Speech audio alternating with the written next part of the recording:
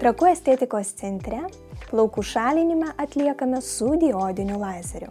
Tai vienas pažangiausių ir efektyviausių lazerių skaitomų visame pasaulyje, nes jis tikslingiausiai pašalina plauko svogūnėlį augimo fazėje bei pašalina smulkią mikrocirkuliaciją, tam, kad plaukas toje pačioje vietoje jau neataugtų. Konsultacijos metu specialistas atsižvelgiant į jūsų fototipą bei plaukutumo lygį parenka procedūros intensyvumą bei procedūrų skaičių, kuris yra tinkamiausias jums, norint pasiekti geriausią rezultatą.